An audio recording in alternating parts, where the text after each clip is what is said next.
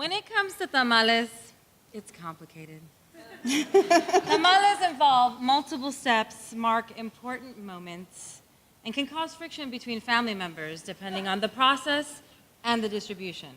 The only time I remember my grandmother Mercedes ever getting angry with me was when I tried to make a tamal. I assembled what looked like a tamal explosion, and she was quick to communicate her horror. Tamales are serious. So are abuelas who hand down family traditions. And no one knows this better than Alicia Villanueva de ALICIA Tamales Los Mayas.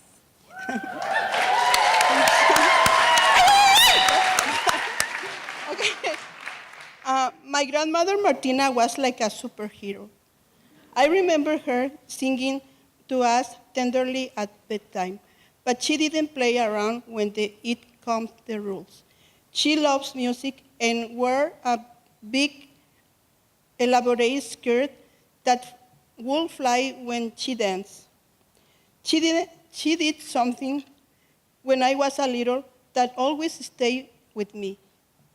Our kitchen had an open patio. There wasn't a real door. Each night, my mother would just place a big piece of wood to cover the open part.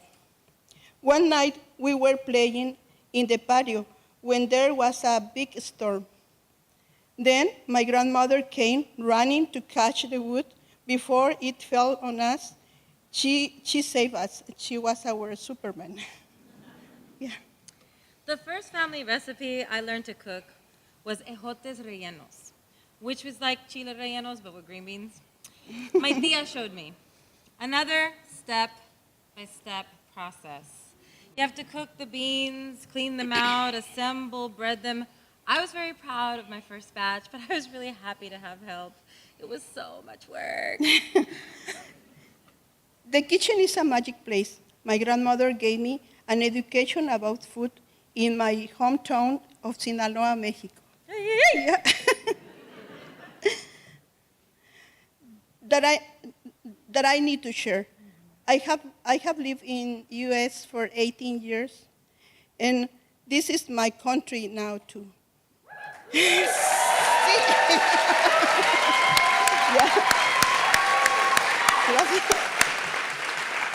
When I first arrived, I realized how in Mexico everything is Mexican.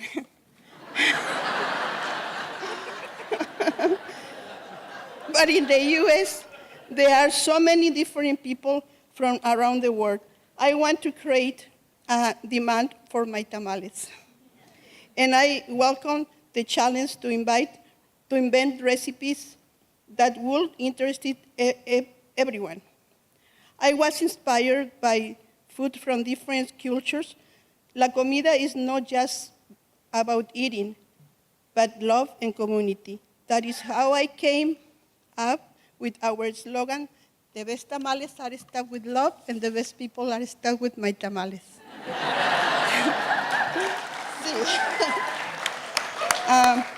You get the most delicious flavors when you cook with your heart. Yeah. My mother would always say that. I would tell her something was delicious, and she would say, porque lo hice con amor. Sí. But how do you measure love? The translation of family recipes into cups and ounces onto paper is a delicate process. Alicia describes figuring it out as a rompecabezas. In Spanish, the words for jigsaw puzzle, rompecabezas, literally means break the head. Clearly, these conversions can be a real headache. Yes. Tamales have a lot of magic and a lot of steps. My grandmother didn't measure things.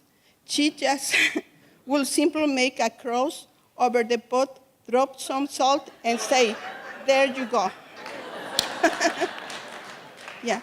Sometimes, something else that is hard, very hard, that I have to taste everything. This is a sacrifice that I make. I even try the masa raw. Because she's raw. Sí. To make sure it is right. It is really very good. I start making tamales on my own, selling in front of my church Now I work with a team of 17 in 5 kitchens in my very own factory.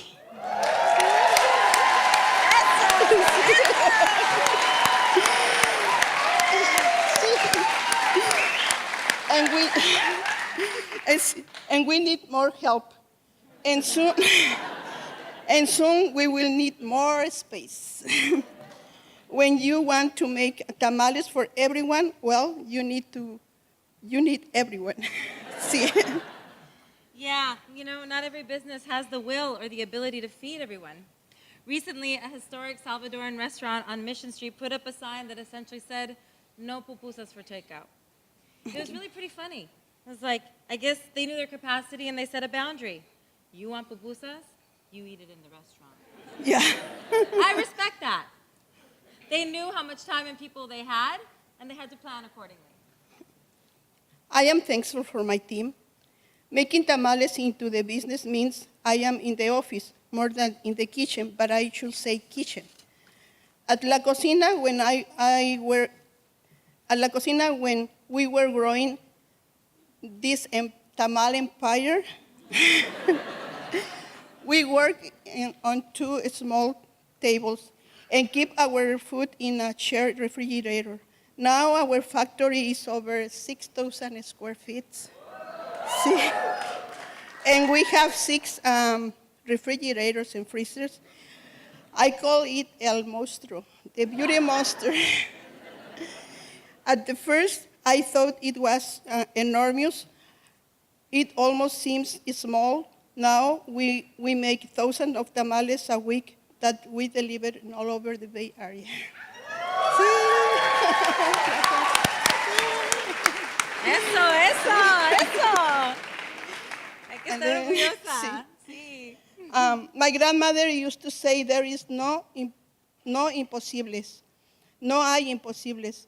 Even though sometimes it feels like un terremoto, like earthquake inside of my body. But means it's a good kind of stress. I'm not worried about having a note. I'm worried about doing a note. And how do you ever do enough as an immigrant or a daughter of immigrants?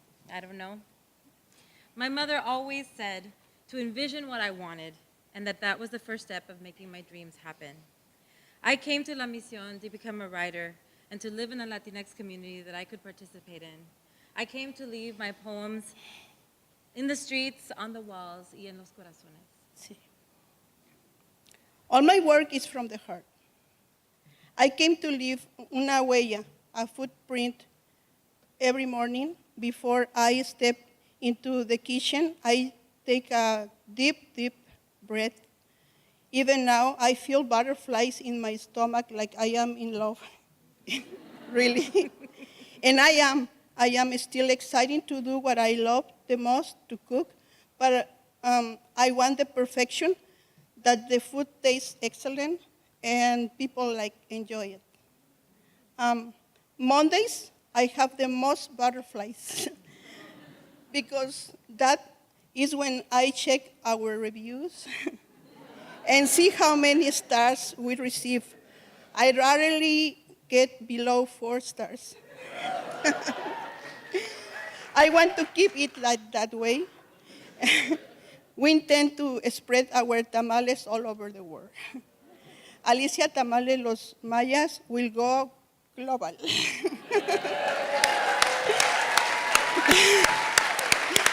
I refuse the impossible, and I want all the mujeres refuse the impossible with me. Gracias. Sí, gracias.